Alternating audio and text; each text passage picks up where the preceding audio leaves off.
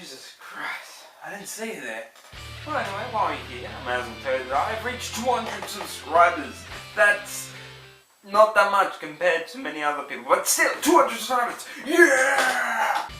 I want to first start by thanking Deavleo7x.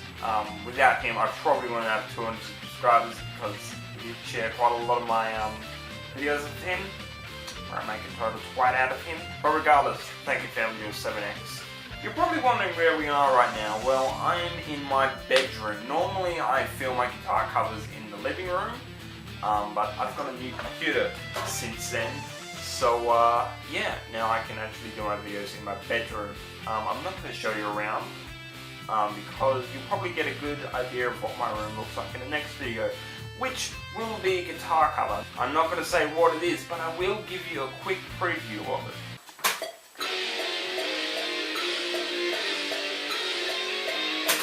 If you know what it is, then congratulations! So what am I doing for this video? Well, I haven't actually planned an incredible amount. So I'm just going to show you a video that I had a lot of fun making about 2 weeks ago.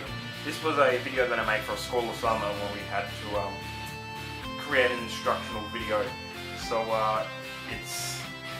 it started as something very basic, but then it just evolved into this crazy thing. So I'm going to stop blubbering and I'm going to show you that. See you next time. Greetings, mortal rockers! I'm Deavleo Legolas, one of the many descendants of the god of rock himself, Jimi Hendrix. You know, here in the immortal land of rockers, it is well known that after many nights of performing in front of crowds, rocking out, shredding on guitar, that it can leave the guitar strings in a state that is not suitable for future rocking out. I have been informed that many of you mortals do not require the knowledge of how to change the strings on your guitar.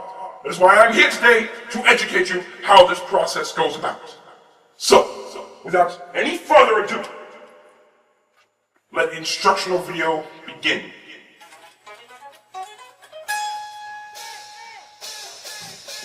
We will be restringing not one, but 2 different types of guitars to give you a good understanding of how to restring the guitar.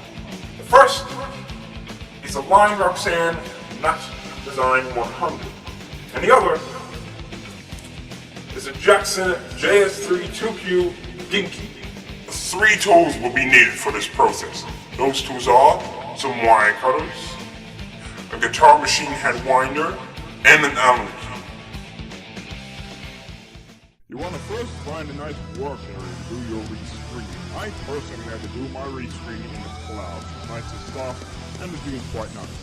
The next thing, of course, is removing the old strings. Simply cut them with your wire cutters, and then unravel them from the head of the guitar.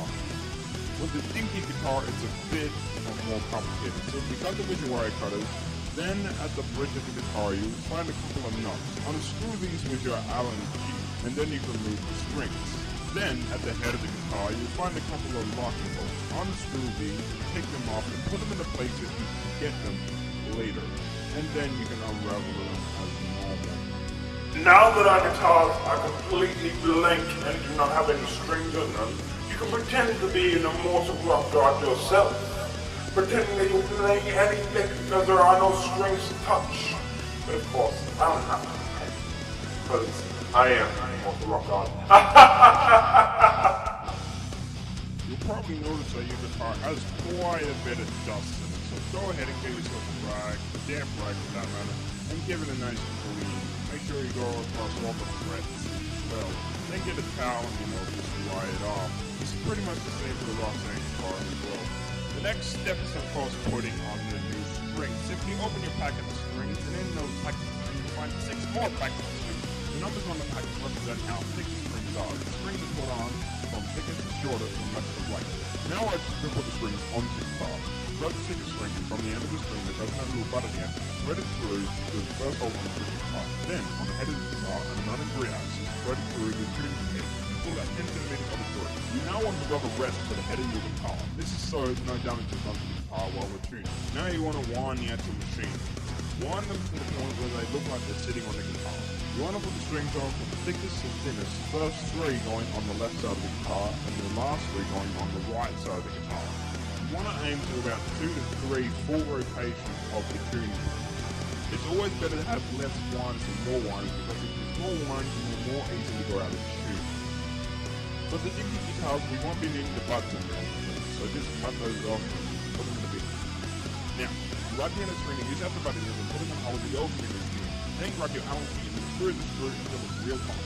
Now you can just wind all the screws like that. Just make sure all the screws that are are screwed enough and tight so they can come out. Of course, it is a process for you. Make sure you don't snap the G's because this will leave really bad to the window notice. You may be wondering if I am an immortal being, why I am wearing such informal clothes such as a t-shirt. That is because in the past I've had experiences with mortal beings when they see me wearing my almighty clothing and my long majestic hair, they simply burst into flames. That is why I take precautions this time to make sure no one gets hurt. Now it's time to tune a guitar. Grab something that you can tune your guitars with and plug it all in and then tune it to the notes E, A, D, G, B, E. I'm assuming you already knew that though because you all play guitar, right? Right? Oh yeah, the strings. These will stop you from going out of tune easily. You can actually pull quite hard on the strings. Just don't pull too hard or they'll snap. Just all 6 strings and then we'll move on. Alright, on to the final steps. For the later Roxanne, all you need to do is, well, tune it. That's it. All you have to do is once it's all tuned, it's all good to go. Play to your heart's content. As for the Jackson Dinky, it's a little bit more involved here.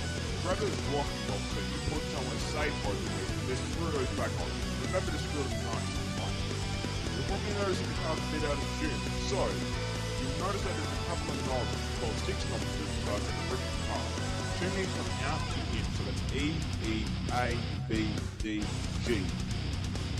And after that's tuned, you're done. Get rocking. And that's all there is to it. Now that your strings are being really strong, their quality will be at its peak, so they will sound as best as they will possibly sound for the next week or so. After that, their quality will slowly die. So it's best to use this time wisely. Before I leave you, I'm going to tell you a few things about how often you should change the strings of your guitar. Most of this comes down to how often you actually play. Me personally, I change my strings every 3 hours because I play non-stop. In fact, this is one of the very rare occasions where you won't find me shredding about. But for you mortals who only play, an hour a day? Ha! Pathetic. I recommend changing your strings every 1 to 3 or so months, depending on how much money you have and how much time you have to spare. If you do not change your strings enough, then they will rust and they will get dirty and it will have terrible effects on your guitar playing as well as your strings and the rest of your guitar. But anyway, that's all from me for now. Take care, mortals, and remember to rock your heart.